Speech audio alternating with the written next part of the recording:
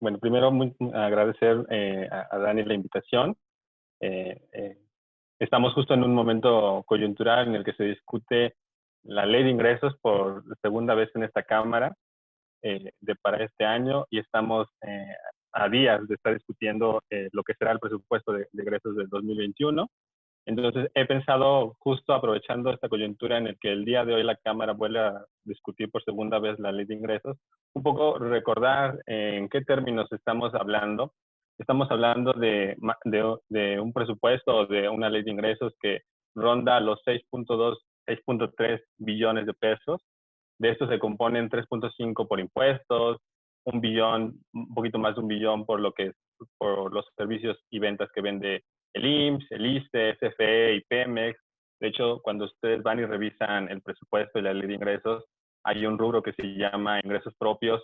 A eso corresponde a lo que recibe el IMSS, el ISSSTE, la CFE y Pemex. No solamente Pemex y como regularmente se considera. Hay un endeudamiento interno que se aprueba cada vez por la Cámara. En general, siempre hay financiamiento. Quizás esa es una idea que Dani les ha presentado en diversas ocasiones, porque a veces existe la idea de que la política fiscal solo se compone de egresos sin considerar deuda y ingresos sin considerar financiamientos. Y eso es un error muy típico de quienes ingresan a leer el presupuesto y la ley de ingresos, no solo de nuestro país, sino en general, porque las dos están ligadas. Por ejemplo, ustedes podrían preguntarse en este primer apartado de ley de ingresos si ese financiamiento es lo que pagamos de deuda. No, todo lo contrario. Ese es el financiamiento que la Cámara de Diputados y la Cámara de Senadores, porque es facultad de ambas, es lo que va a autorizarle para que pueda refinanciar o para que pueda efectivamente recontratar nueva deuda.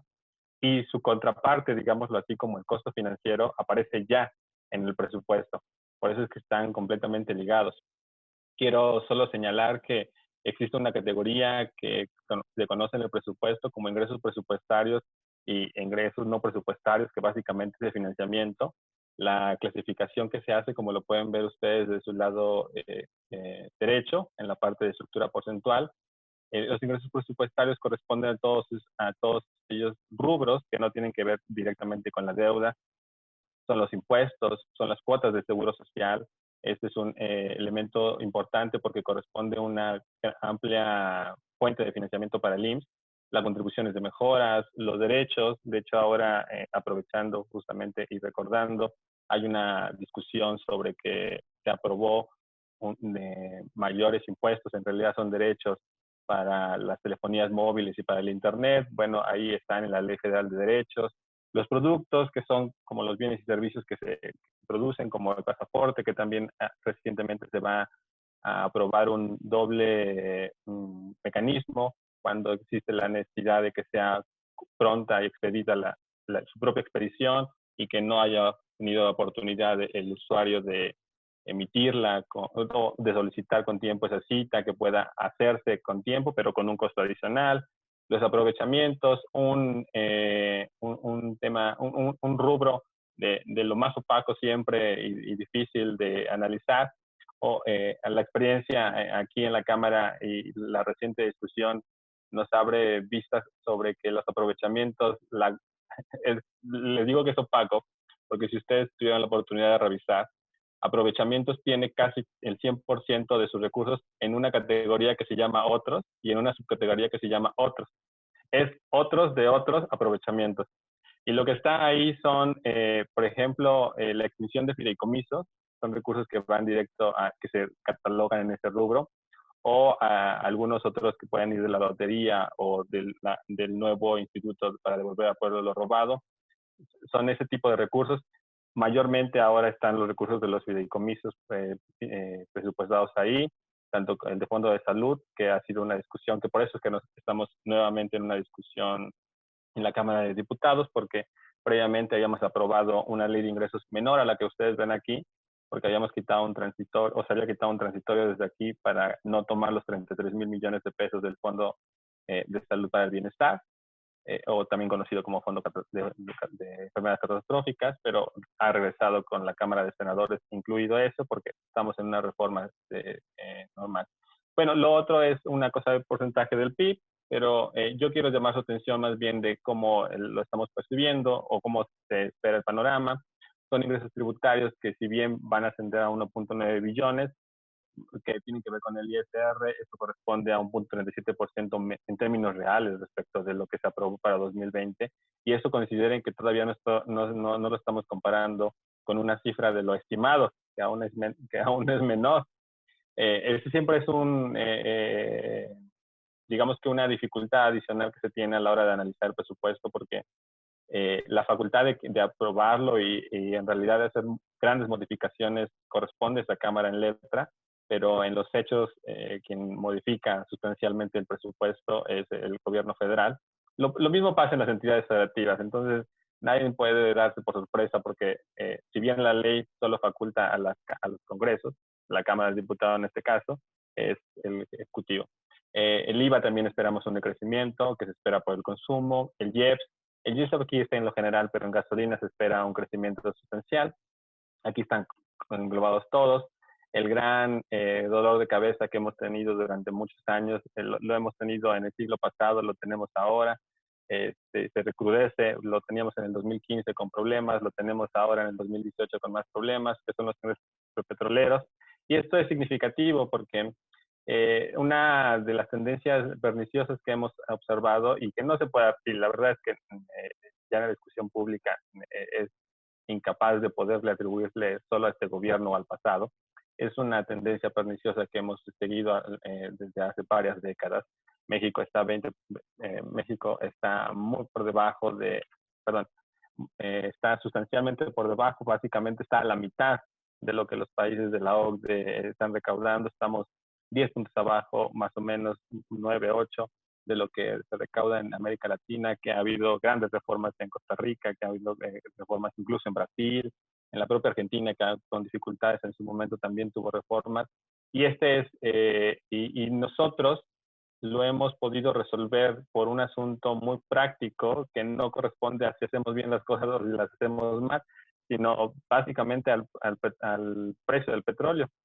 Hubo un momento en el que la producción de Cantarell comenzó a decrecer y no vimos una disminución sustancial de los ingresos petroleros, y eso se debió a que en medio de la crisis el precio del petróleo se disparó, y entonces el gobierno que correspondió al presidente Felipe Calderón, ya no tanto al presidente Peña, lo que tuvo de beneficioso fue justo una alza del precio del petróleo y una recuperación. Fíjense que en algún momento, justo en el 2008, los ingresos petroleros correspondían casi al 44% del presupuesto total. Nuestra dependencia ha sido, la verdad es que exagerada en su momento, y lo que nos ha permitido los ingresos petroleros a la fecha es no poder avanzar hacia una reforma fiscal más profunda, una reforma fiscal que este gobierno, que el presidente Andrés Manuel ha prometido que será seguramente en el siguiente año, porque ya será el cuarto año de su mandato. Pero quiero llamar aquí su atención sobre lo que está señalado en rojo. Los primeros, los 987.332 millones de pesos, corresponde a lo que se aprobó. La gran dificultad en la que hoy nos encontramos y la necesidad de por qué el SAT está de la forma en la que está fiscalizando, que la verdad lo único que está haciendo es acatarse a la ley. A lo mejor se puede considerar un gran exceso porque está haciendo lo que no se hizo antes, pero justo si ustedes observan en los criterios generales de política económica, ya hay una disminución. Una disminución cuando nos entregaron el paquete económico en septiembre, que planteaba más o menos números redondos como 190.000, 189.000 millones de pesos menos de ingresos solo por el petróleo, y que esto explica grandes ajustes que se han tenido que hacer en el gobierno. Pero además, recientemente, en el fin de semana, salió el informe trimestral, el tercer informe trimestral, y en la situación ya es más drástica. Ya no solo no se esperan que no sean los 900 y que sean los 800, sino que sean 674.000 millones de pesos, lo que abre un boquete de más o menos 300.000, un poquito más. Y a esto súmenle que este boquete solo corresponde a los ingresos petroleros. 300.000, ¿de qué hablamos? Es como si no existiera la Secretaría de Salud. De esa magnitud estamos hablando cuando hablamos de 300.000, O imagínense como si no tuviéramos presupuesto para pensión para el bienestar durante 2 años. Ese es el monto de los recursos que se están dejando de percibir para este año. Y una de las razones justamente por las que no han convencido mucho sobre la proyección de los ingresos petroleros para el siguiente año, primero tiene que ver con versiones, más bien afirmaciones encontradas entre el secretario de Hacienda y el director de Petróleos. Y la otra es que si ustedes se fijan, estamos presupuestando que por ingresos petroleros serán cerca de 936.708, lo que hace un decrecimiento menor si lo comparamos con 987. Y lo hace un crecimiento extraordinariamente grande si lo comparamos con los 774.000. Pero no hay certidumbre de que efectivamente esos son los recursos, sobre todo porque lo han mostrado tanto el Banco de México como la propia Secretaría en los criterios, el gran riesgo de que volvamos a un confinamiento o un segundo confinamiento a nivel mundial, como ya se está observando en varios países, va a deprimir aún más la demanda por petróleo que se tiene, y esto va a va a desplomar nuevamente a los precios del petróleo. Si ustedes quieren, una de las cosas más interesantes que lo que hacemos nosotros primero ver aquí es, a ver, ¿dónde estamos parados? ¿Cuál es el presupuesto más grande que se ha tenido y cómo se comporta el actual? Una de las primeras cosas que uno aprende cuando está aquí, y ustedes lo podrán ver en todos los análisis que corresponden, es que a diferencia de lo que hacemos mucho cuando estamos estudiando, nosotros aproximamos la variación real, pero con precios de lo que será el siguiente año. Estos son con precios de 2021 y ustedes lo podrán ver en todos los análisis. ¿Y cómo se hace esto? Bueno, se consideran los crecimientos que Secretaría de Hacienda y Crédito Público pone en los criterios generales de política económica para ver cómo va a ser el deflactor, y entonces lo que se hace y se estila, tanto en la Cámara, pero por todos los centros, tanto privados como los públicos, es trabajar con pesos del próximo año. Aquí quiero llamar primero su atención sobre una cosa. La gran caída del presupuesto se da de 2016 a 2017. Ustedes notan que hubo un decrecimiento considerablemente.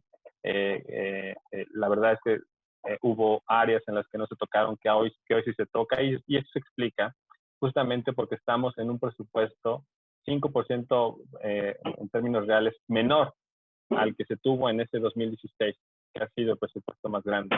Estamos en dificultades, aún así, si le sumamos que tenemos un presupuesto en términos reales menor de lo que se pudo haber tenido al menos hace 4 o 5 años, pero además tenemos dificultades crecientes como son las pensiones. Las pensiones que tiene que pagar el gobierno hoy ascienden más de 1 billón, y si le suman la pensión para el bienestar son casi 1.200.000.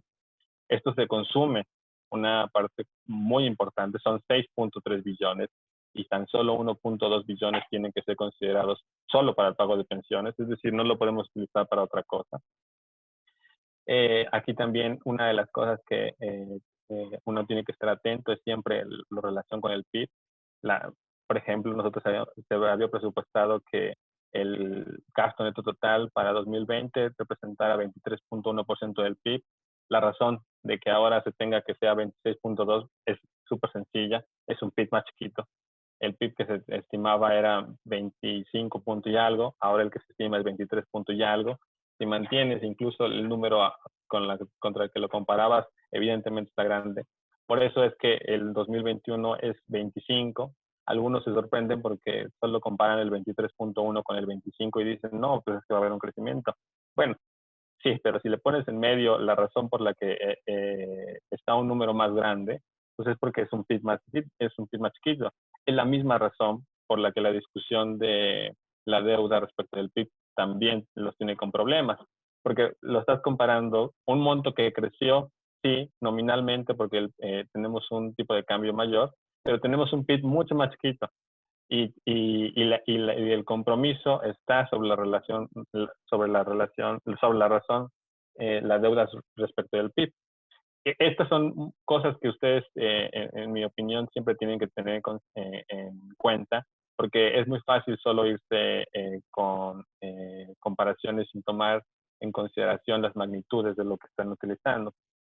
Ya más coyuntura, más aterrizado, quiero presentarles esto. Esto es una cosa que siempre se hace aquí, se hace por el Centro de Estudio de las Finanzas Públicas, que recientemente ayer aprobamos que se modifique ya sea otro instituto. Solo falta senadores que lo aprueben. ¿Quiénes son las secretarías que ganan? ¿Quiénes son las secretarías que pierden? La que mayor reducción en términos reales presenta es la Secretaría de Trabajo y Previsión Social. Hay una reducción de 5,000 millones. Esto se explica por una reducción de su principal programa presupuestario, que es el Jóvenes Construyendo el Futuro. Y el que mayor presenta, bueno, el que mayor presenta es uno que es una cosa muy rara. Es Secretaría de Turismo. Secretaría de Turismo tenía un presupuesto de más o menos 5,000 millones para 2020 y ahora va a tener uno como de 38. ¿Cuál creen que es la razón de que tenga un crecimiento de 641.8%? Bueno, una muy sencilla. El Tren Maya lo han introducido presupuestariamente en el ramo de Secretaría de Turismo. Y entonces, si ustedes solo ven los términos globales, que es lo que les permite en primera vista ver el anexo 1 del presupuesto o del proyecto, pues cualquiera diría, no, pues iban a apoyar al sector de turismo porque hay un crecimiento sorprendentemente inusual. Claro, pero cuando uno lo ve por dentro, solo ve que los 33,000 pues van a ser el Tren Maya, y eso no significa que efectivamente todo vaya a estar ahí. Lo otro que quiero llamar su atención es que el presidente ha insistido mucho que hay una política de austeridad, una política de austeridad que se basa sobre todo principalmente con el ejemplo de él. Y es cierto, la presidencia de la República que está a su cargo no solo ha exhibido reducciones considerables de presupuesto desde el 2019, que es el primer año que le toca a 2019, que fue su primer presupuesto, lo ha exhibido para el 2020, lo exhibe para el 2021. Yo solo quiero llamar la atención que, por ejemplo, la presidencia de la República, el mayor presupuesto que se erogó fue por Enrique Peña Nieto. Creo que fue, bueno, no estoy seguro del año, pero fue entre 2017 y 2018. En aquel año se le aprobaron más de 3.300 millones, terminó erogando como 4.500, y hoy el presidente en la presidencia solo tiene como 800 millones. Es una reducción sustancial, pero eso no da una vista completa de lo que sí están haciendo en el resto. Porque si ustedes se metieran a revisar el presupuesto con más detalle, verían que antes lo que tenía que ver con ceremonias estaba concentrado casi por completo en la presidencia de la República, y ahora está disperso en muchas de las secretarías. Y eso son datos que uno tiene que rastrear mucho, sobre todo en las bases y en las cuentas públicas, porque si no, a veces los políticos, al no decir la verdad completa, engañan con suficiencia. Miren ustedes, por ejemplo, uno de los temas más comentados en la actualidad es que este gobierno efectivamente le está apostando a la salud, y lo está haciendo. Lo está haciendo por dos vías muy importantes, más allá de bueno, no sé si han tenido oportunidad de leer o de haber visto lo que pasó en la mañanera.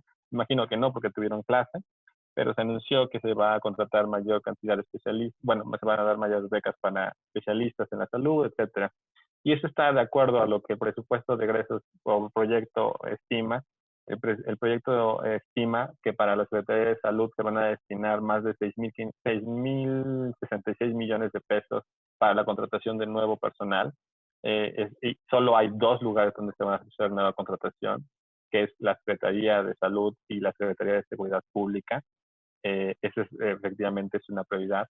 Pero aquí nosotros observamos un crecimiento de la Secretaría de Salud, que es el CCSA, que es el tercero, de 9.3%. Y una parte puede ser atribuible, aunque no lo tenemos con razón, a que se van a tomar 33,000 millones de fondos de salud para el bienestar. Y ahí hay una pequeña trampa a la hora de tener que comparar, porque como no podemos extraer por completo cuál es la proporción, nos causa un poco de conflicto cuánto se vaya a ir. Y nos causa un poco de conflicto por las siguientes razones. Eh, al, eh, eh, Se mandata, por ejemplo, la reforma que aquí se aprobó y que ahora se envió al Senado, y que el Senado ahora regresa, pero integrado en la nueva ley de ingresos, se mandata a que la institución donde están los recursos del Fondo General, Fondo de Salud para el Bienestar, hasta más tardar el 1 de abril del próximo año, deposite 33,000 millones de pesos de los 98,000 que tiene actualmente en la tesorería de la Federación. Pero no se define un destino específico. Y eso ya nos genera un poco de dudas, y ha generado más dudas, porque una parte puede estar alineada a salud, pero el resto tenemos la idea de que va a ir a lo que ha sido la promesa de este gobierno, que no se endeude y que no más impuestos, pero a balancear los desajustes que se tienen. Y esto lo sabemos en razón de la reciente reforma a los fideicomisos, que fue tan sonada, en la que se pusieron 3 fines para esos recursos: salud, el compromiso del balance financiero, y uno que tiene que ver con una situación similar. Y al darle 3 prioridades y al no exigirle que sea solo una, nos dan una ruta del camino que se va a seguir. Lo siguiente que quisiera considerar es, por ejemplo, ahora que se habla mucho, y recientemente por atención a la prensa leí que varios recién aceptados a posgrados en la UNAM se han expresado inconformes sobre la cantidad de becas que se van a dar sobre el CONACYT. Bueno, a nivel general sí se observa un crecimiento del CONACYT, y cuando ustedes lo ven con más detalle, hay no solo un crecimiento a los SNI en términos globales, sino hay un crecimiento real y nominal de la cantidad de becas. Lo que pasa, yo creo que ahí el problema es que, como ustedes saben, las becas están indexadas, y están indexadas a la UMA. Y entonces seguramente parte de ese crecimiento se debe a que están contemplando que aún con las mismas becas que dan, pues el monto va a tener que ser mayor para el siguiente año, porque al becario, sin hacer literalmente nada, la modificación de la UMA le da un mayor ingreso. Y es diferente si ya vas a terminar el siguiente año a que si vas a estar el año completo. Y son temas muy interesantes que podremos ir viendo. Solo quiero llamar su atención de que esta es usualmente lo más que podemos ver, pero no podríamos quedarnos ahí, menos los legisladores podrían quedarse ahí. Y entonces, una primera vista, por ejemplo, es tener que ir a ver sus programas presupuestarios. Siempre se habla mucho de un tipo de programas presupuestarios que tienen que ver con los sujetos a reglas de operación, que así se conocen, que tienen que ver con los apoyos que recibe la población de forma directa, o con un apoyo económico como los de ahora, más expandidos, que siempre han existido, pero hoy son mucho más visibles. Por ejemplo, Jóvenes Construyendo el Futuro es de reglas de operación. Es ahí donde les mostraba hace rato que la gran explicación de su red de crecimiento corresponde a que para este año le aprobamos 24,000, para el siguiente año solicitan 20,000, y ha sido muy interesante, Jóvenes Construyendo su Futuro. Presupuestariamente, cuando inició, tenía cerca de 40,000. Porque era la gran apuesta. Era la súper apuesta que lo habían tenido. Y conforme fue avanzando, lo primero que se destacó es que había un subejercicio. Considerable una parte porque primero nos pusieron Jóvenes Construyendo Futuro en CEP y en trabajo, y era porque una parte es lo que hoy se llaman las becas que les dan a los de superior, y que hoy se llama Jóvenes Escribiendo el Futuro, que siempre se debió de llamar así, pero también digamos que un poco les agarró las prisas porque entraba el nuevo gobierno y ya tenían un presupuesto armado y querían meter lo suyo, etcétera. También nos pasó cuando ya en pleno gobierno de 2019 a 2020 se creó el INSABI y dejó de existir el Seguro Popular, pero nosotros todavía arrastramos el nombre de Seguro Popular. Son cosas que pasan porque pues estas reformas no se hacen con, digamos, lo que al paralelo. Pero sí quiero llamar su atención, por ejemplo, de que una vez que ustedes entren a ver el presupuesto, tienen que ver todas las modalidades de los programas presupuestarios. Hay programas que tienen que ver con el funcionamiento interno de la institución a la que se refiere, y que son programas que no dan como tal un servicio directo a la población, pero que sirve para financiar alguna institución, que sirve para financiar algún centro, que sirve para la operatividad normal de la Secretaría en cuestión. Y lo segundo que quiero señalar es que ustedes no deben entrar a comparar a todas las secretarías como si pudieran ser homólogas.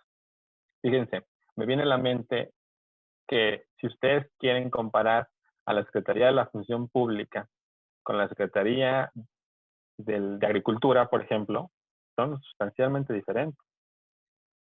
Claro que va a ser obvio que en la Secretaría de la Función Pública encuentren que si no el 90, pero sí muy cercano, todo se va a servicios personales, pues lo que utilizan son gente. Claro, necesitan materiales y servicios para, y el equipo electrónico, etcétera, pero lo que necesitan es gente.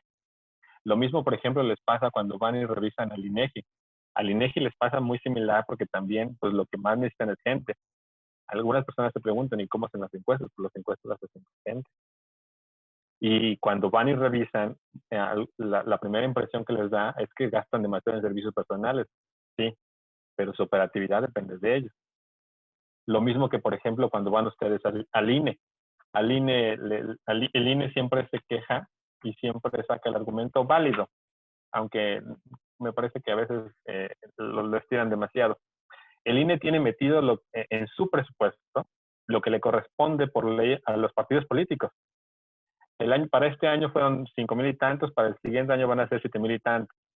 Y el INE dice, o sea, mi presupuesto, cuando yo vengo y se los presento, yo les hablo de los 13,000 restantes, porque por los 7,000 solo se los tengo que trasladar básicamente a ustedes. Hay procesos de fiscalización, de comprobación, etcétera, pero pues estos son de los partidos políticos. Pero por forma de presupuestar y por forma de a quién le conceden las atribuciones, está metido ahí. Y tiene toda la razón, pero también tienen toda la razón los que dicen que pues, corresponde a él.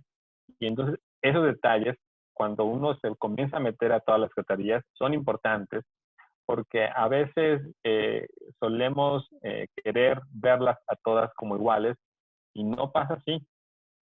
Ustedes, por ejemplo, imagínense la Cámara de Diputados o la Cámara de Senadores. ¿Dónde creen que tienen concentrado en capítulos su presupuesto? Servicios personales o en servicios generales.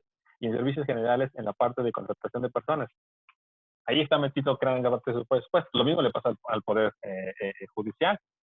Son personas, la mayoría de personas que están ahí, y los arrendamientos que puedan tener. Por ejemplo, aquí, la Secretaría de Desarrollo Urbano, que era una de las... No les quise presentar turismo porque turismo es muy exagerado para este año, pero sí Secretaría de Desarrollo Urbano y Secretaría de Agrario, SEDATU.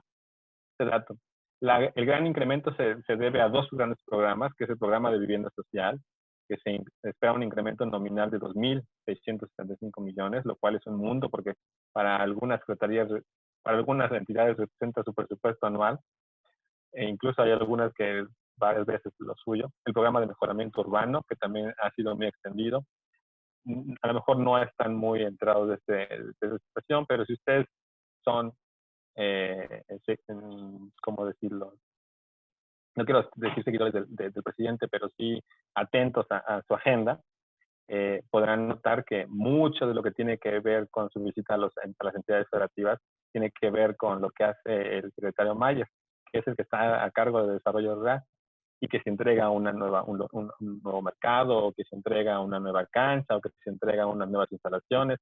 Esto está metido aquí y al parecer lo que están mostrándonos es que es una secretaría que le está respondiendo, que le está dando resultados, que está generando efectivamente infraestructura, la infraestructura que está a disposición, y por eso es que estamos viendo un crecimiento del doble del programa de mejoramiento urbano que tiene que ver con todas estas actividades, además de también regularización con, con predios. Pero una de las cosas que no atendí en la anterior diapositiva y en esta sí, es que ustedes, por ejemplo aquí, si solo viéramos lo global de Secretaría de SEDATU, diríamos, pasó de 10,000 a 16,000, o va a pasar de 10,000 a 16,000.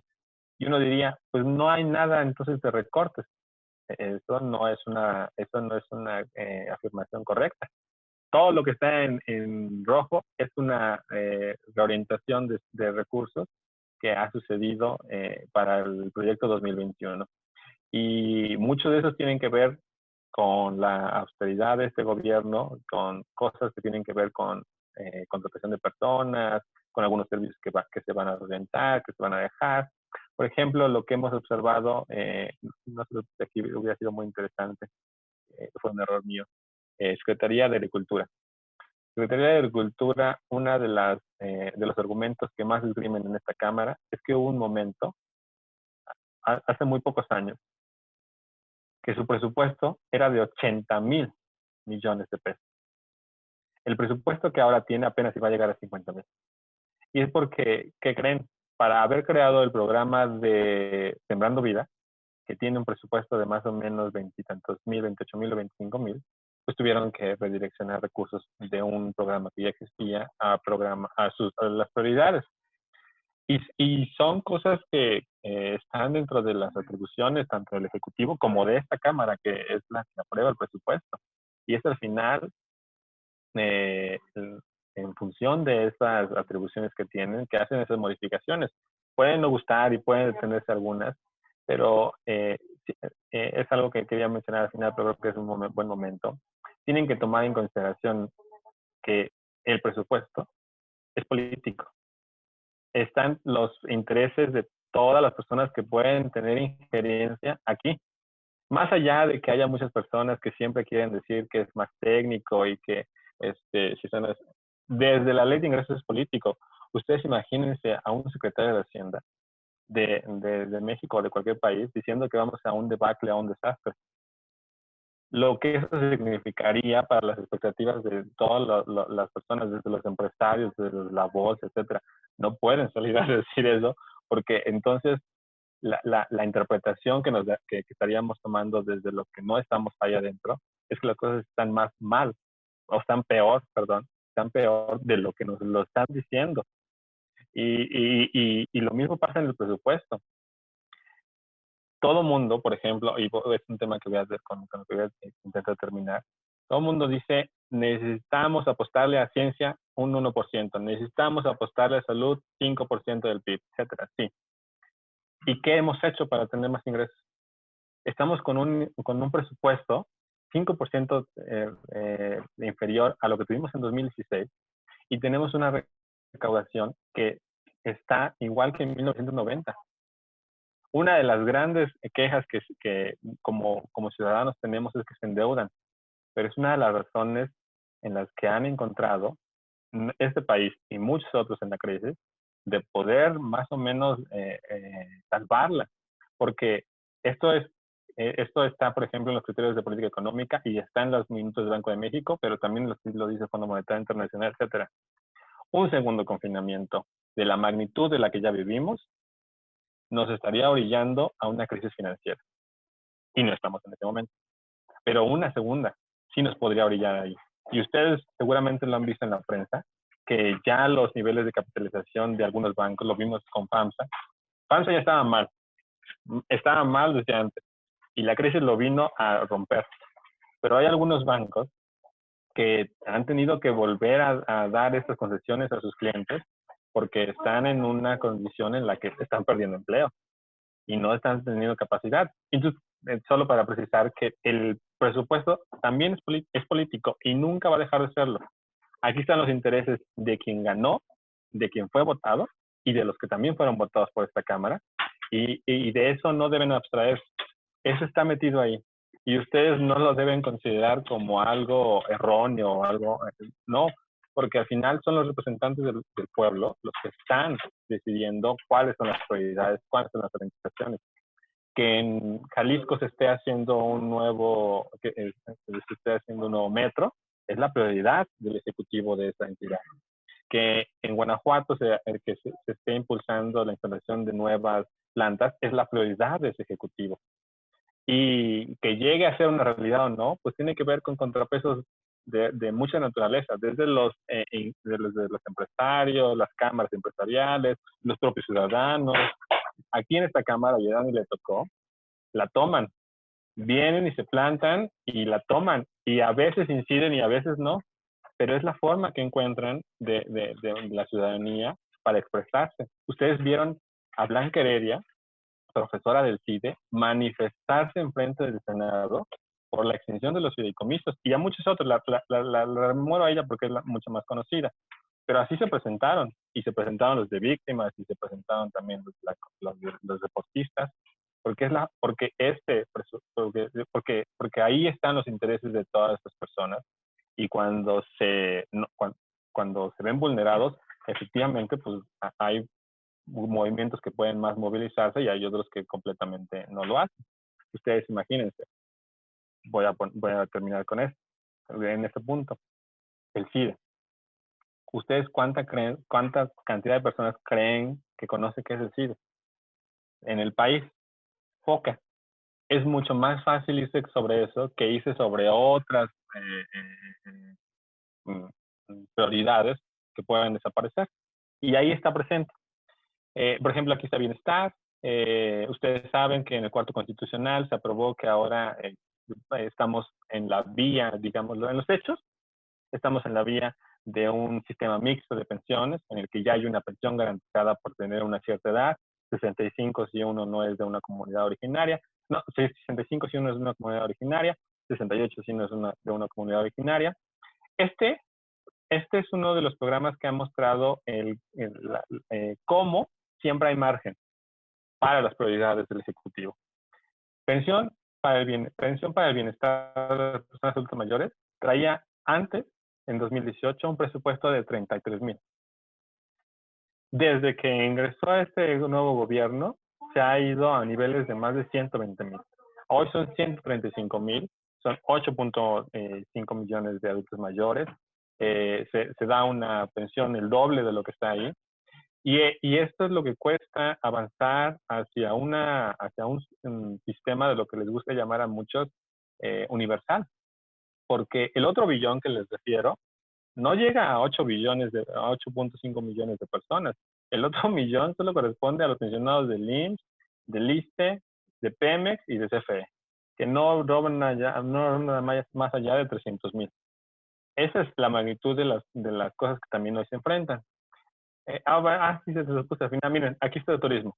Turismo nada más para refrendarle. Todo está en rojo respecto a lo demás, excepto uno que se llama Proyectos de Transporte Masivo de Pasajeros, que si lo vemos más adentro, es el Tren Maya. 36,000. 36,000 millones de pesos y todo lo demás está en rojo.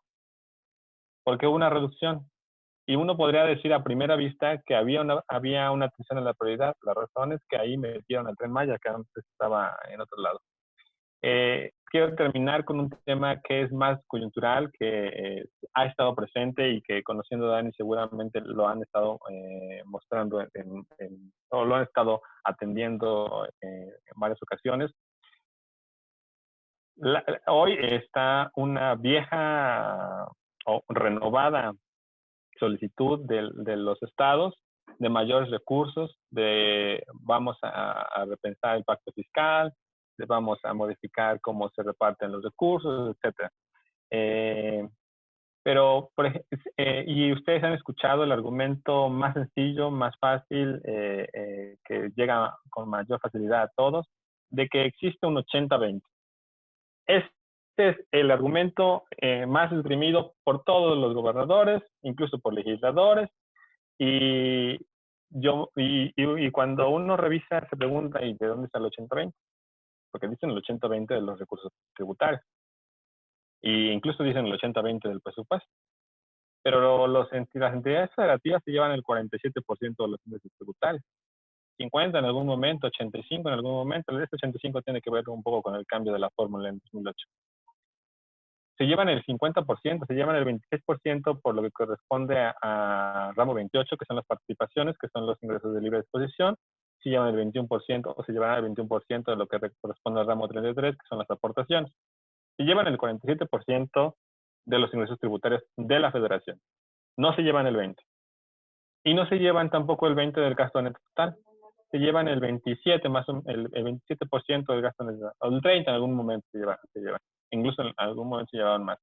¿De dónde surge entonces el argumento fácil y el argumento falaz? Porque ese sí es un argumento falaz, del 20-80.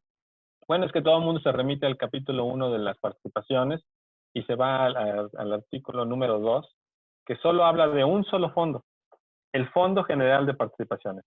Sí, el fondo más grande de las participaciones, pero no el único. Existe como 13. Y con la reforma de 2007-2008 se agregaron muchos más. Y ahí es donde viene lo del 80-20, que se agarra del 80% de la recaudación federal participable y se adicionan también los ingresos petroleros. Y de ahí es donde se ha creado el argumento fácil del 80-20. Pero fíjense aquí es mucho más claro. En amarillo está está lo que corresponde al Fondo General de Participaciones respecto de todo ese ramo 28, que son los de libre disposición. Y en verde está lo que es el fomento municipal, que también es otro de los fondos que está ahí, y lo que estos dos suman. Solo estos dos fondos se llevarán para 2021 el 72%, o más bien explicarán el 72% de todos los recursos que corresponden a libre disposición, que es donde el Ejecutivo, que la Cámara no designa dónde se tiene que gastar y que no hay una ley que diga dónde tiene que gastar.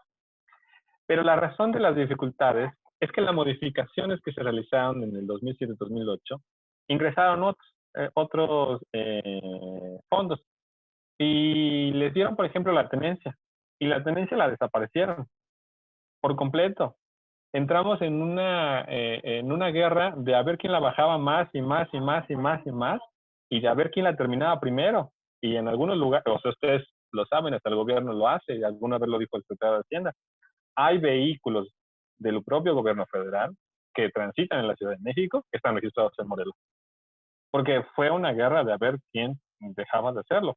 Y es una pequeña guerra que también se ve en la tenencia. Hay menos, en la tenencia, en el predial hay menos porque es menos difícil, es imposible llevar tu casa de un lugar a otro. Pero en las cercanías a veces se observa. Y aquí lo que quiero llamar su atención es que muchos de estos fondos, por ejemplo, el fondo del ISR es de lo que contratan a ellos. Existe la situación de que las entidades y los municipios, si con el ISR tendrían que pagar por sus trabajadores, se hace un convenio para que eso, en vez de pagar solo la Secretaría de Hacienda, se convierta en un recurso para ellos. Pero también está ahí el IEPS, y también por eso pega la disminución de los ingresos petroleros y del IEPS a las entidades federativas. Y también está ahí lo de que se llama incentivos económicos y fondos de fiscalización. Es ahí donde está metido esto que dicen muchos gobernadores, con toda razón y legitimidad, que tiene que recompensarse a los que recaudan más, a los que aportan más. Y sí está metido. Está metido con unos porcentajes menores, eso es cierto. Pero lo que la auditoría ha señalado en muchas ocasiones es que tampoco que los estados que sí han hecho esfuerzos recaudatorios y que sí han hecho esfuerzos de fiscalización, ni siquiera han sido recompensados por las fórmulas. Porque la fórmula está cargado hacia un componente que es la población. Y recientemente leía a un investigador del ITAM que se dedica a ver lo de presupuesto, etcétera, y participaciones, y decía, lo que los gobernadores están solicitando no es una modificación de la fórmula, porque la fórmula es muy generosa para todos en población. Imagínense si de veras consideramos la población, hay muchos estados que son muy buenos en aportación económica, pero en términos de población están muy abajo. Imagínense a Baja California Sur, Baja California Sur y Baja California, cuando el turismo está súper alto, son muy buenos en términos de desempeño económico, pero tienen una población ínfima, pequeñita, pequeñita. Y ahí, ¿cómo lo compensamos? Y no quiero decir con esto que ninguna objeción de los gobernadores o del presidente sea legítima. Son completamente legítimas y tienen que ser atendidas, pero siempre, en mi opinión, tiene que abordarse integralmente. Como lo dice el director del CIEP, Héctor Villarreal, es integral. O sea, es desde el lado de los ingresos, desde cómo todos estamos parados en nuestras deudas, desde lo federal que está respaldando a lo estatal, desde los municipios que ya también están endeudados algunos, y desde los ingresos que están dejando de cobrar por ser. Es una bandera electoral muy buena. Aquí lo he observado y lo han dicho con toda claridad. No hacernos pagar impuestos. También se entiende porque no hay una capacidad para que todo el mundo pueda pagar lo que se debería pagar. Pero en algunos aspectos, y lo vimos con la tenencia, es gana votos, quitar un impuesto, gana votos, quitar un gravamen, gana votos, quitar un derecho. Y esa es una gran dificultad. Esa es una paradoja o una trampa en la que estamos también, porque no hay tampoco una forma de pedirle a toda la población en general que vaya a pagar más impuestos cuando su ingreso está deprimiendo. Eso es cierto. Pero lo otro que nos ha mostrado este gobierno es que con la aplicación de la ley sí se puede ir a hacer, sí se puede ir a recuperar de ingresos que antes se evadían, como a esas grandes empresas a las que se les ha cobrado más de 50,000 millones o, que no ha sido un dato muy renombrado, 177 mil millones de pesos por objeto de fiscalización, una cifra récord, no antes vista, que les llevaba casi un sexenio al anterior gobierno, es la muestra de que con la ley en la mano y con voluntad política se pueden ir a hacer cosas para salvar las finanzas públicas.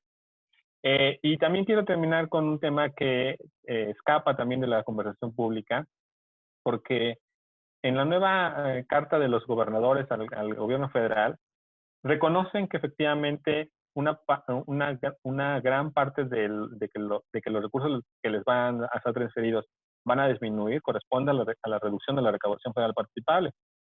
Pero de pronto, y a Dani le tocó, de pronto todo el mundo quiere ver en el aumento del precio del petróleo el botón mágico para que aparezcan más recursos, pero cuando este se cae, nadie quiere hacerse responsable. A nadie le quieren, nadie le quieren atribuir la disminución de los recursos petroleros más que al gobierno federal, que sea el gobierno federal. Y oh sorpresa, la ley contempla que la recaudación federal participable, ese monto del que participan las entidades federativas para los recursos que se transfieren, tiene el 80% de los ingresos petroleros. Y ya lo habíamos mostrado, por eso es que se los quería mostrar al inicio. Estamos en un momento en el que los ingresos petroleros están disminuyendo drásticamente. Y en algún momento le han señalado al propio presidente y al secretario de Hacienda que hagan algo. Hacer algo que se puede, siempre se puede. Pero hacer algo más drástico, profundo o compensar completamente la caída, no solo es ilegal, sino es financieramente inviable porque el petróleo lo tenemos metido en muchos lugares, lo tenemos metido en la deuda, lo tenemos metido en los precios y lo tenemos metido en un asunto que nos lleva todo el sexenio con la tentativa de ver cuándo pierde el grado de calificación Pemex y cuánto dinero le tiene que destinar el gobierno. El año pasado, para balancear, para balancear las finanzas de Pemex, Secretaría de Energía tuvo que dar una aportación patrimonial de 90,000 millones de pesos. No afectó al balance porque salió de un lado y entró del otro. Pero 90,000 millones de pesos es un monto de dinero solamente para una circunstancia en la que Pemex se enfrentaba. Y fíjense que a Dani le tocó todavía, cuando estaba aquí con nosotros, una de los aportes que quisieron hacer y que se concretó es que para ayudar a Pemex, por fin le íbamos a disminuir el derecho que le paga al gobierno para intentar sanear sus finanzas. Con las condiciones en las que estamos ahora, se ha señalado que esa estrategia que está por ley se va a detener, que no es el momento en el que se pueda hacer esto, porque si no nos tendríamos más problemas. Y también quisiera decirles que a nosotros los economistas nos gusta hablar siempre mucho en términos reales, pero las fórmulas y el presupuesto, etcétera, están en términos nominales. Y esto es sustancial en casos muy particulares. Por ejemplo, vuelvo a lo que le han dicho al secretario, pues que ajuste la fórmula. Claro, la pueden ajustar, sí, pero la ley señala con toda claridad que solo no se aplicará cuando sea en términos nominales menor a la del 2007. Entonces, ¿cuándo creen que vamos a estar ahí? Necesitaríamos caer en una depresión de magnitudes no imaginables. En 2007 la recaudación participable era 1.3 billones, hoy es de 3.1. Claro, es menor en términos reales, pero no en nominales. Y la ley está en nominales. Y también forzar muchas veces a que estos parámetros tengan que ser en términos reales es jugarle a cosas que no son del todo certeras. Fíjense, llegó, y no quiero decir que no tengan que ingresarse, pero a veces quieren escapar de estas propuestas de términos reales, quieren escapar del proceso presupuestario. Hace un par de semanas llegó una propuesta de la ANUES que es la asociación de las universidades a nivel país, y solicitaba que al menos siempre solicita lo mismo, que el presupuesto en términos reales no decreciera. Y eso está bien, de entrada. Pero después en todo su escrito no te explicaban por qué. Solo te decían que no decreciera. Y una cosa que uno aprende aquí es que una diferencia es decir, ok, que en términos de poder adquisitivo no decrezca, pero y en presupuesto, ¿cómo se ve reflejado eso? Es decir, imagínense que tenemos la misma planta de profesores y la misma cantidad, la misma matrícula de un año, etcétera, las mismas instalaciones, lo que sea. A veces, llevarlo todo a términos reales les da un margen de un pequeño colchón discrecional que pueden utilizar, porque la forma de presupuestar, además de que está en términos nominales, nos tiene que decir el destino específico de todo. Hay cosas que no podemos observar, eso es cierto. Hay unos rubros que aunque más te metas y te metas y te metas, terminas en otros. Eso es cierto. Pero entre menos sabemos dónde se gasta, más discrecionalidad se tiene de parte de los ejecutores del gasto. Y esto siempre lo han dicho la Secretaría de Hacienda. Y esto, para no alargar, serían los puntos importantes que quisiera compartir con ustedes. Muchas gracias, Dani. Perdón la tardanza. Muchas gracias, Jesús. La verdad es que, como ya lo anticipaba, es una charla bastante rica.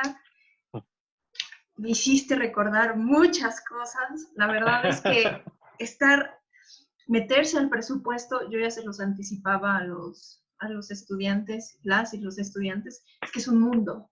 Es literal, lo puedes ver desde todos los ángulos que tú quieras, el jurídico, el económico, el político, y no acabas. La verdad es que el presupuesto no lo acabas. Y no lo acabas no solamente en el hecho de analizarlo, a la hora de ejercer, de aprobarlo, de planearlo, programarlo, aprobarlo, que es un vericueto, tú y yo lo sabemos, ejercerlo, fiscalizarlo, auditarlo, es algo que no para. La verdad es que el presupuesto es una vorágine en la que nunca paras. Hay momentos específicos en el tiempo en donde le dedicamos más atención, como por ejemplo estos a la hora de aprobarlos, pero el presupuesto en general es una máquina que nunca se detiene. Y muchas gracias por las aproximaciones que nos das, los distintos ángulos que nos das. Y antes de pasar a las preguntas y observaciones que estoy segura que tendrán las y los estudiantes, me gustaría que ahondaras en dos cosas. La primera, y esto es una pregunta un poco personal de la reflexión de lo que uno aprende trabajando en Cámara en el área específica de asesoría legislativa y por tanto de presupuesto. Con el 2019, que es el primer presupuesto que hace este gobierno, el del 2020 y el que está proponiendo para 2021, de acuerdo a tu lectura, ¿qué proyecto de nación podrías ver a través de los presupuestos? ¿Hay algún proyecto de nación? ¿Qué clase de proyecto es ese? ¿Cómo te atreverías tú a delinear alguno? Más allá de lo que se diga, más allá de las palabras, de los discursos, tú, a través del análisis, podrías identificar un hilo conductor sobre un proyecto de nación. Y la segunda es, lo dices muy bien, yo un poco lo mencionaba en la clase pasada, diciendo que el gasto corriente, hay una gran crítica al gasto corriente, y la gente se apabulla viendo, es que es impresionante el gasto que se va a cosas corrientes como pago de prestación de servicios, y la gente se alarma y dice, pues claro, en este país no se invierte porque todo se va al gasto corriente. Pero el gasto corriente, ya lo dijiste tú, es la operación, garantiza la operación. Hay sencillamente instituciones donde no hay máquinas. Las máquinas son humanos. Y para que esos humanos trabajen, pues hay que pagarles. Pero hay una crítica constante entre el gasto corriente y el gasto de inversión. Y en esa discusión, quizás los economistas acabamos diciendo, ok, mira, el gasto corriente se puede reducir, pero hay niveles, hay límites inferiores que ya no puedes tocar, porque estarías trastocando literal el funcionamiento, la operatividad diaria, cotidiana. Pero de que se pueden reestructurar, se puede reestructurar. Y digamos que este gobierno lo ha demostrado, que se puede. Pero ¿qué hacer entonces con el gasto de inversión? Cuando ya tocaste ese límite inferior en el gasto corriente, ¿qué hacer para incrementar el gasto de inversión? Esto nos conduce necesariamente a repensar, reformular un planteamiento de reforma fiscal. ¿Cómo cómo llevar año con año esta que parece discusión, esto que parece una suma cero entre gasto corriente y gasto de inversión y ya. La verdad es que tengo un montón de más cosas que me gustaría platicar contigo, pero no quiero acaparar la palabra, más bien estas sí son cosas que creo que son muy importantes y después ya vamos con los estudiantes. Entonces, por favor. Sí.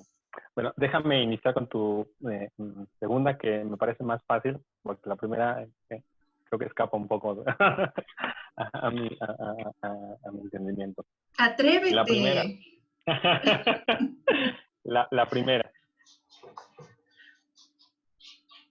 Tiene que ver también nuestra concepción de gasto corriente y gasto capital, sí, con una corriente de pensamiento. Sí.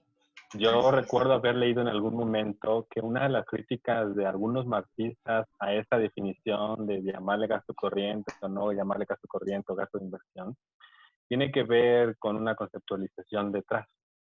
Y ustedes, por ejemplo, en algún momento seguramente lo notarán cuando hablamos de gasto de capital humano.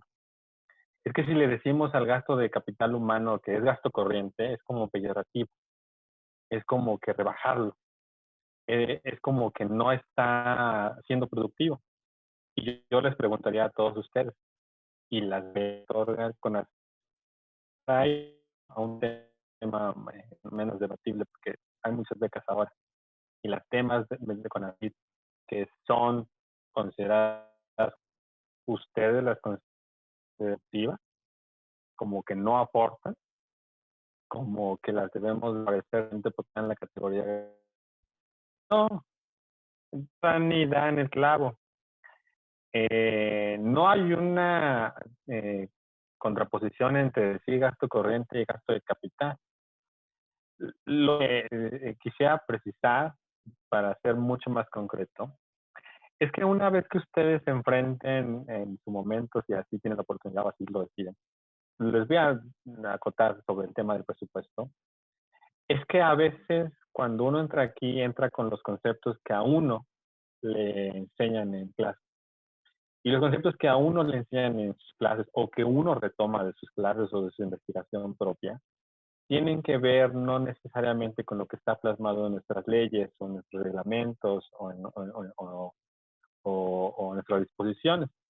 Y por eso es que muchos investigadores cuando van y, no solamente cuando van y salen de revisar el país, sino compararlo, lo primero que tienen que hacer es precisar un concepto. Por ejemplo, ingresos. Si ustedes van y le piden a la OCDE en su base la primera información que les arroje sobre ingresos como respecto del PIB, les va a dar una categoría que si no tienen el cuidado es un poco confusa.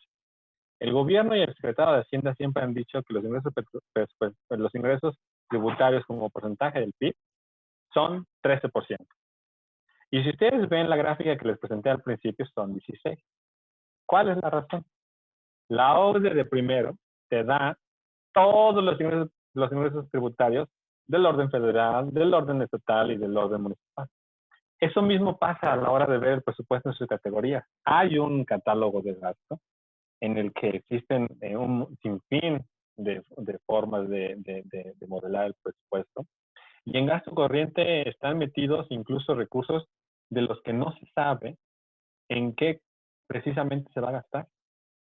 Por ejemplo, participaciones federales, que es el rubro más importante de los ingresos de libre disposición de las entidades federativas.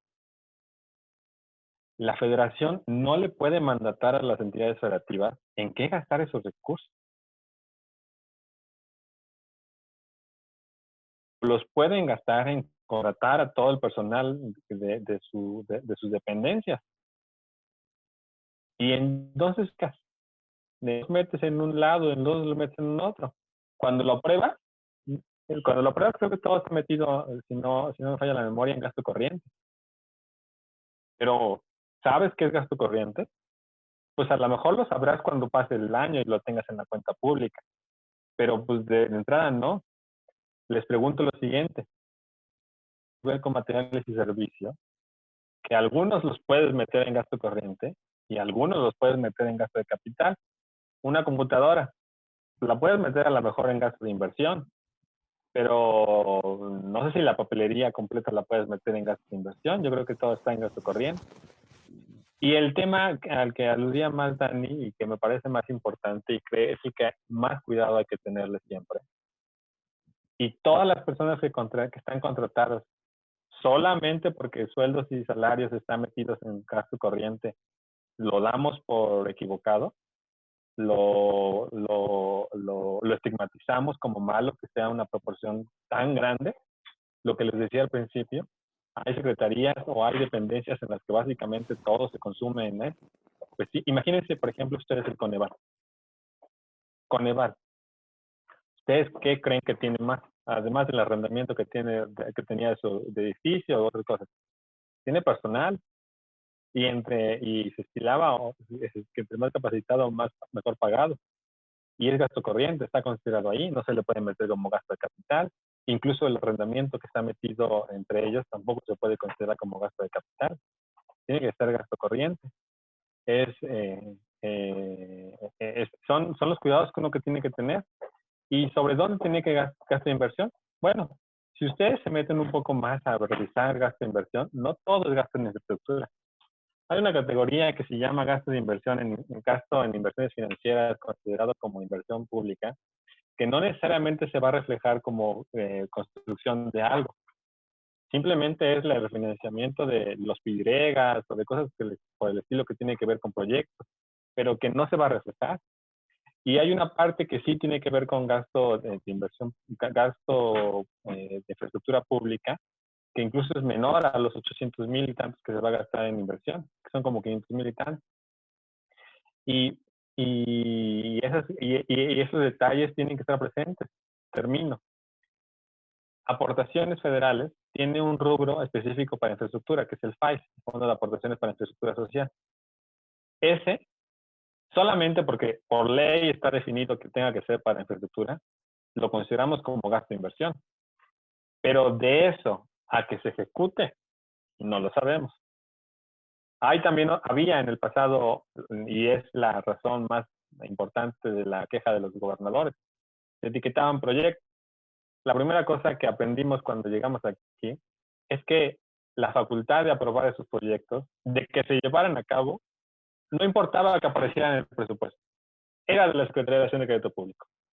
Si durante el año no cumplían los requisitos, lo que se pedía, etcétera, y no llegaba el momento idóneo para que se aprobase, ese recurso, por más que lo hubiéramos etiquetado como gasto de inversión, no se iba a realizar. Se iba a quedar ahí y seguramente se iba a redirigir a otro lado o se iba a regresar a lo que se debía. Entonces, siempre tienen que tomar con mucho cuidado qué le llaman gasto corriente, y mi recomendación principal es, de entrada, deshacerse de estigmatizar. Porque sí hay una concepción ahí, a veces, quiero decir, muy neoclásica, de considerar gasto corriente y gasto de capital. Y tiene sus razones. Sobre el proyecto de nación, yo sí quiero decir que lo que sí hemos visto con el presupuesto y que ha sido muy aleccionador en mi caso personal, es que casi siempre hay margen para mover el presupuesto. Pero a tus prioridades. Y este presidente así lo ha hecho. Y este Congreso, que es mayoría del movimiento del presidente, así lo han hecho. Puede haber inobjetables críticas y puede haber unas que son muy certeras. Pero sí vemos una clara definición de que lo que prometió en campaña está muy presente en el presupuesto. Por ejemplo, pensión para el bienestar. Lo prometió, lo hizo realidad y lo expandió como no tienen una idea. Lo hizo tan grande para cubrir a tantas personas. Ustedes habrán escuchado en estos meses una discusión muy importante sobre un ingreso mínimo vital. Tenemos la fortuna de que existe de esa magnitud y de ese tamaño la pensión para el bienestar. 8.5 billones de adultos mayores que reciben un ingreso garantizado cada 2 meses. Y que además les fue adelantado en medio de la crisis. Algo que se refleja que no tenemos la cantidad de recursos para acceder a muchos de los servicios de salud o muchos como educación que se necesitan y que es urgente atender. Y una generación de trabajo. Este bono tráfico, alguna vez lo llamó Chion Bonayama, que tiene que ver con el narcotráfico, se está yendo.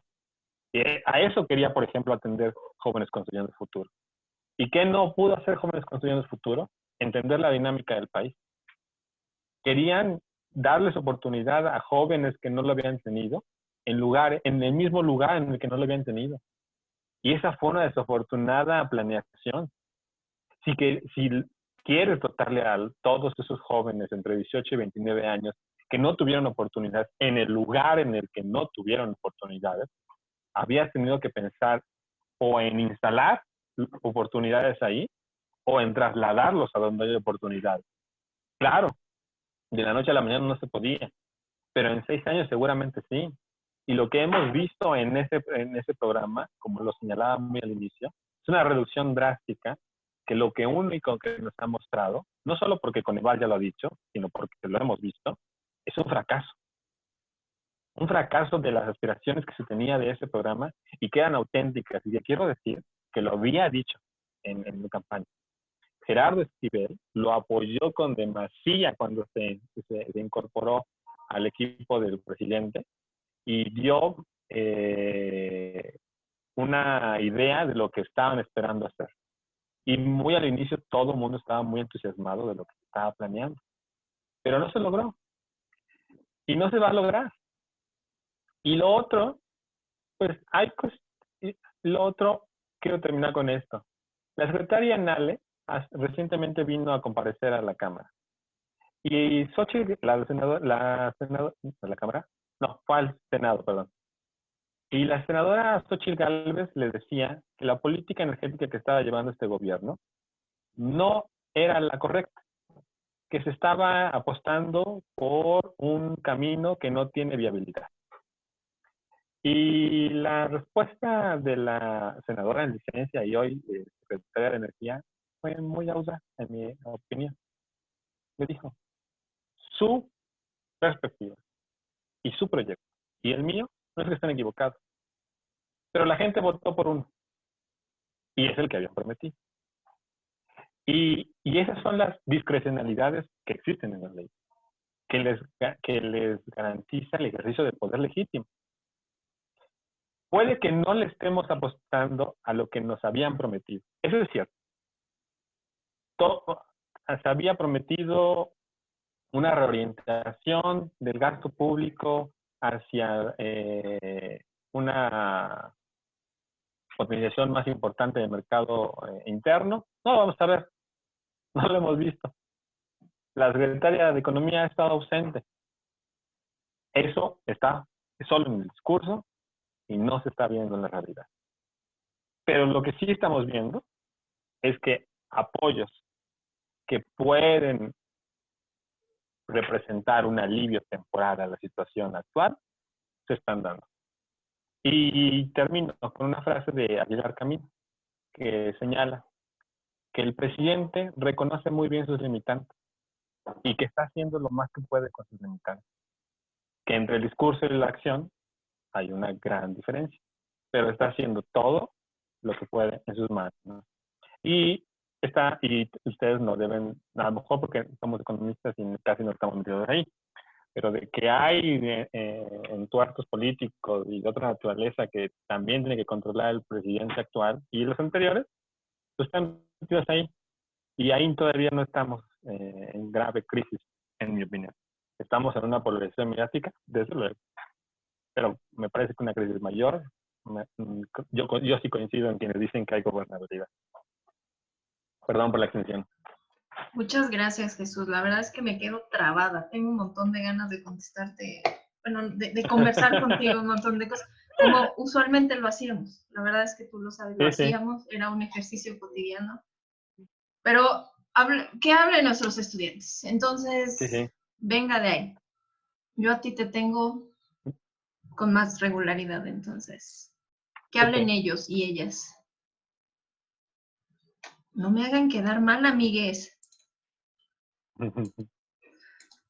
Eso, Carlos, venga. Vamos a juntar 3, porque ya tenemos poco tiempo. Entonces, venga, Carlos. Ok. Bueno, mi pregunta va enfocada al último tema que se tocó, que fue construyendo futuro, porque tenemos antecedentes de programas implementados de un corte similar, por el caso en España, que también en España fue pues prácticamente nulo sus resultados que se tuvo de ese proyecto. Y también pues me viene a la mente que este tipo de programas están enfocados al corto plazo o al mediano plazo en lugar de un largo, porque si vemos el presupuesto que tuvo Construyendo Futuro, con un presupuesto dado a una universidad como la Autónoma Metropolitana, son prácticamente similares. Entonces, en mi punto de vista, se vio más un programa de muy corto plazo para incrementar el siguiente año y ver resultados que aumentarle el presupuesto a universidades. Ok, gracias, Carlos. ¿Alguien más? Qué barbaridad. Sí, coincido con el profesor acerca de que el presupuesto es político en todos los rubros, porque como al final él decía cómo le contestó la secretaria de Energía a la senadora, pues también así aplica en las localidades, en donde a veces pues se pelea por un mayor ingreso, pero al final de cuentas en lo ejercido no se refleja lo aprobado, porque hay subejercicios. Bueno, pero en los términos federativos de los que hoy se hablaron, pues no me queda duda de que hace falta una reforma tributaria, fiscal, que hay que depender menos de el petróleo, porque a principios de año estimaban un mayor precio del petróleo y vimos que el mercado se comportó de una manera típica. Entonces tenemos que transitar pues a otro esquema y pues que también, por ejemplo, este gobierno aproveche su bono político para llevar a cabo esa esperada reforma. Ok, gracias, Rafa. Michelle, del tema de las participaciones y de los estados que están pretendiendo salirse del pacto federal, ¿qué considera lograrán o qué llevarán o qué se llevará? ¿A qué llegará este tema, no? Bueno, sin ser bruja, ni pitonisa, ni nada, no se van a salir. Pongo las manos sobre el fuego, no se salen. No se atreven. Sencillamente porque estarían renunciando a los fondos petroleros. Y hay estados como Tabasco, que por petróleo, en sus territorios sale un montón de petróleo. Sí. Pero hay estados donde no hay gota. Chihuahua no se sale ni en drogas. Los ingresos que vienen del petróleo, todos esos que dicen que el petróleo ya no da, que mejor vendamos Pemex, que si lo damos como chatarra le sacamos más, no es cierto. Y lo que Jesús dice es que aquí hay más un tema político y afirmaciones legales, legítimas, sí. Pero con este pacto, y ya vamos a llegar a federalismo, pero con este pacto todos ganan. No todos ganan igual, no todos ganan lo mismo, pero todos ganan. Pero lo vamos a ver más adelante. Entonces, ya nada más José Ángel y listo. Le damos 5 minutitos a Jesús para que conteste. Sí, nada más, así una pregunta súper rápida. Bueno, la parte de la fórmula, que hoy es un tema de debate, que si se cambia o no se cambia, igual el tema complicado sería las fórmulas estatales que tiene pues, prácticamente cada estado con respecto al reparto de utilidades en sus propios municipios. Y hay estados pues, que tienen una gran cantidad de municipios, ¿no? O sea, no considera usted que también la parte de fórmula estatal, cuando no se incentiva hasta cierto punto la recaudación, o sea, yo tengo conocimiento de algunos municipios que no tienen ningún esfuerzo en recaudar ni siquiera pues, cobro de impuestos básicos, ¿no cree usted que también sería como la parte en la que el gobierno, bueno, al menos los gobiernos estatales podrían obligar a sus propios municipios a que cobren impuestos? Prácticamente se ve reflejado en que muchas veces hay municipios que no tienen ni para nómina. Y pues entonces aquí la idea sería, si hay una forma tanto política o económica que los estados puedan obligar a los propios municipios a que pues, puedan cobrar algún tipo de impuesto, o al menos que se vea como un incentivo de que a largo plazo de que si cobras, pues te doy. Perdón, Edgar, rápidamente, Edgar. Yo tengo una pregunta. Si ponemos la serie histórica de gasto programable en constantes, nos damos cuenta que a partir del presupuesto de Andrés Manuel, el ramo de, bueno, la fracción de protección social superó por primera vez la sección de combustibles y energía. ¿Crees que esto podría ser un cambio? O sea, se puede, desde ese punto del presupuesto, ¿crees que se puede haber un cambio de paradigma en las posiciones en la posición política del gobierno de la Cuarta Transformación? Ahora sí, Jesús, 4 minutitos, por favor. Sí, voy a hacer muy rápido porque seguramente tiene otra clase. Vamos con el tema que más mencionaron. Participaciones. Precisión número 1. No existe una sola fórmula. Hay un montón de fórmulas. Hay una fórmula para cada fondo de aportaciones. No todas tienen que ver con la recaudación participable. Y hay un montón de fórmulas que tienen que ver con el fondo, con las participaciones de 28 y las aportaciones. No hay una sola. La discusión se ha centrado en una sola. Y yo les quiero decir qué pasa con la fórmula del 2007-2008. Se retomó un viejo mecanismo del 2007-2008 que se había hecho en los 80s y un poco se modificó en los 90s. La básica, y seguramente lo van a ver cuando entren al tema con Dani, y si tienen otra materia similar. La básica, cualquier acuerdo para llegar a un nuevo modificación, es que nadie pierde, en términos nominales. Y eso se hizo. ¿Cuál es el techo de la fórmula actual? 2007. Lo que recibieron en 2007. ¿Qué reparte la fórmula del Fondo General de Participaciones? La diferencia entre lo que recibieron en 2007 y lo que se presupuesta. No se reparte todo. Solo se reparte la diferencia entre lo que se les dio en el Fondo General de Participaciones en 2007 y lo que se proyecta para 2021. Pero siempre van a garantizar que tienen lo de 2007. Esa es una cosa. Luego, lo mencionan perfecto. Así como la federación tiene sus relaciones y sus fórmulas con las entidades federativas, lo hay con los municipios. Y ahí es un poco más complicado. Ahora que mencionaba lo de los municipios, a veces la creación de un nuevo municipio creen que ya hay un presupuesto destinado para un nuevo municipio si se crea. No. Una de las dificultades que yo he notado cuando crean un nuevo municipio es que entran en la misma bolsa. Y entonces a los que ya existían hay que redistribuirles porque entró uno nuevo. Y esa es una dificultad que pone, por ejemplo, en Quintana Roo, el Estado de México, en Morelos, ahora en la California. Y tiene que ver con una cosa de política también, de territorio, etc. Pero siempre que bajas a lo municipal es súper más complicado. Porque imagínense, no solo hay que bajar a lo municipal, hay entidades en las que hay otros gobiernos que no están reconocidos propiamente en la ley, no solo los usos y costumbres, sino otras organizaciones que están abajo de ellos. Y también tienen que considerarse, porque al final algunos, incluso muchos de esos, que no son de los 3 niveles, también son electos. Y también llevan un proceso y también los lleva el INE, etc. Y eso sí quisiera decir. Luego, un tema que no atendí, pero sí los escuché ahora que me preguntaban, subejercicio.